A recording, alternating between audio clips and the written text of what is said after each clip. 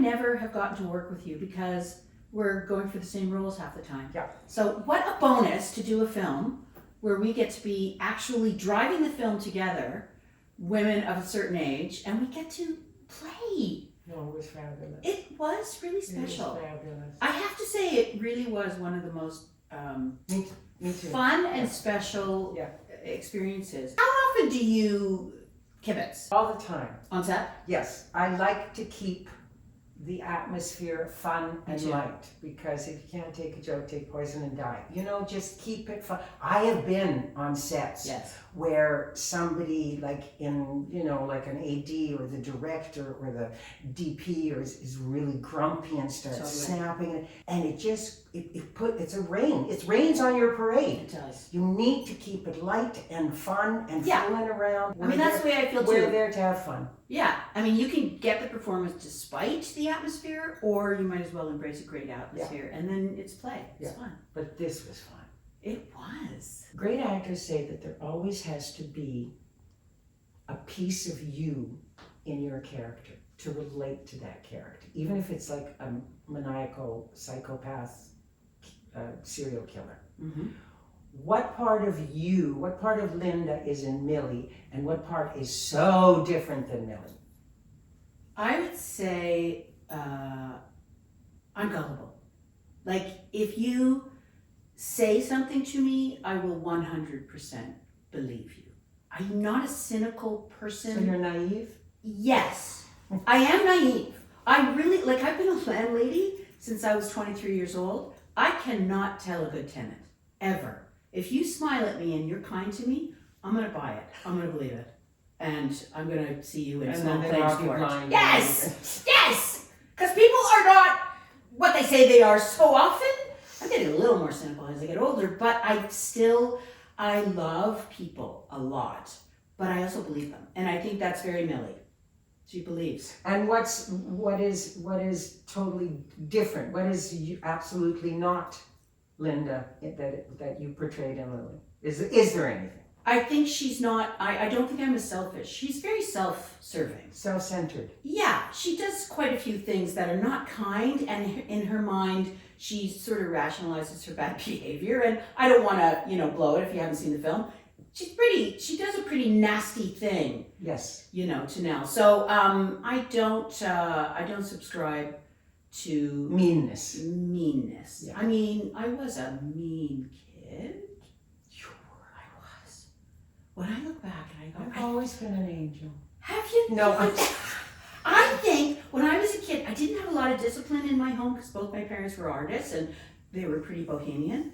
So I think I learned a lot in the schoolyard about boundaries and how to behave with people. And slowly it changed. I built some Well, as you character. get older, you did kind of go, that's not who I want to be. Exactly. I want to be this. And that's Exactly. and you work on it and work on it. Yeah. Anyway, that's So why at this I'm age, nice we're now. almost perfect, right? Right? We all know, the world knows, what an iconic comedic actor you are. And you've done a lot of... Do they know me in Pakistan? I was in Pakistan and I met a guy that knew you. Okay. It was unbelievable. Okay. You've done Everybody Loves Raymond, Third Rock from the Sun, Seinfeld. Were you intimidated to go on those sets with these icons? Because they were huge. They were huge. Were you intimidated? I have to say, Seinfeld was my first LA gig. And I actually was, before cell phones, it was a long time ago, it was like 1994, and I was body surfing in Malibu, which was my way when I was unemployed waiting to work. And I went to a phone booth, remember those? Yeah. And the message was, you must get to the Valley in 45 minutes. There's a Seinfeld audition. I had a bathing suit on. I didn't even tell my husband that I was leaving. I ran to my car. I changed in the car on the highway, and by the time I made it to the audition, I just couldn't believe it. Like, I made it on time. There was, sand in my crack. It was like, I made it so I wasn't nervous at all. I was just so flippin' happy that I made it. And I got the part because of that. Do you watch your stuff? Do you either look at dailies or do you look at the finished product? All the time, all the time, all the time, all the time. And I learned that on Hill Street Blues, because I didn't even know what dailies were before that. But I was on a series, and Stephen Bochco would say, at lunch hour, all the actors could go into the room to watch the dailies from the day before. That's And I phenomenal thought that he was allowed that. So generous. It is of him. generous. I don't understand actors that go, oh, I can't look at myself, I can't look at my... I have learned the most about, not acting, how can I, but about me on camera from watching myself do things. For example, You really understand the camera. yeah, well, yeah. Probably more than anyone I've ever that met. relationship with the camera, and I remember, and it hit me because I did a scene where it was a horror or something, and I went like this, and my eyes were like this, and it just was so like, what are you doing? Little things like that, Yeah. or quirks, like I was always playing with my, don't do that, stop it. But you don't notice unless you see it Right. on camera. Right. So I've learned to control those things. Without making it look like I'm controlling them, and yeah, I do watch my stuff, but I wait 3 years. I learn a lot. I learned nothing. I learned that I need a facelift. I hate acting after lunch. And also I take everything like it's a smorgasbord with the catering. People complain about the food on set. It's like, I will eat everything. It's like a wedding, and I will go to the sweets table. So I don't eat this salad with no dressing. No. What would you say your proudest work to date is? I saw 2 films in my sort of youth, A Chorus Line and Cabaret. When I saw those 2, I said, that's exactly what I want to do. I want to be on Broadway, I want to be a triple threat, I want to sing and dance and act. So I went to Toronto, took acting lessons, singing lessons, dancing lessons, and then I auditioned for St. Lawrence Centre. A funny thing happened on the way to the Forum. The audition process was so brutal. Was it? So brutal. Oh my God, there's like you have to sing 3 songs over and over again. Days. Now you get you get 8 bars. Yeah, and exactly, really, yeah. And then the dancing, there's like 30 women, and with numbers on, you're just like in a chorus line, and you do a routine, and he goes, number 4, 7, 16, friends, thank you very much, that the rest of you stay, thank you, you can go. It's so humiliating. But you got it. And I got it, and that was my greatest moment in the history of my career. That's amazing. To sing, dance, and act at the St. Lawrence Centre. Right. I gotta say, I don't see a lot of your career in photos in this gorgeous apartment, which I would like to move into. But I saw on a wall there are 3 frames. One is of Funny Thing Happened.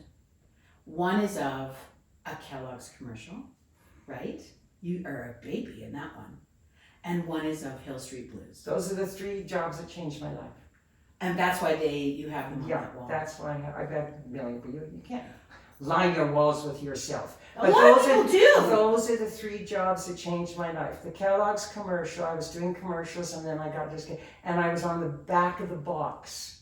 You're on the back of the across. box. My father. That and a bobblehead means you made it. My father would keep boxes and boxes. He'd buy boxes and take them up to see his friends and his meetings and his work things and stuff. And then the second thing is, funny thing happened on the way to the Forum. I thought I was on my way to New York, Broadway, triple threat. Watch out. Stunning. And then enough, Hill by the Street way. Blues changed my life.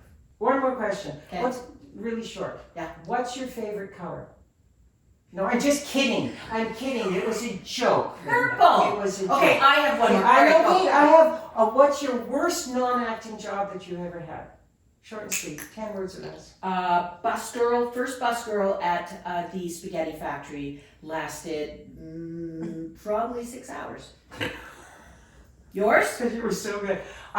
In high school again, as my summer job, I worked in a book factory. It was like something out of the 30s and 40s. I worked in a book factory, a giant factory, Assembly line? where I was stamping books and doing this, and on the conveyor belt, and then ding, 10 minutes for lunch, 10 minutes for a break, and then ding, and factory work. I cannot believe how many people have done it. They're amazing. They're amazing. Amazing. And anyone in the service industry. My hat's off.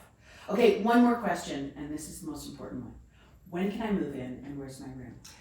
You can move in any time. I'm a lonely old by myself lady, so I would welcome a guest. Will you reach me? Your favorite I books? will reach you. Let's start with tonight. Wuthering Heights. Okay. Your room is right over there, Okay. and it's a Murphy bed, but it's very comfy. And you have your own Murphy balcony. bed. Of course it's a Murphy bed. Of course. You're amazing. I love you so much. I love you. Heathcliff, I'm captain.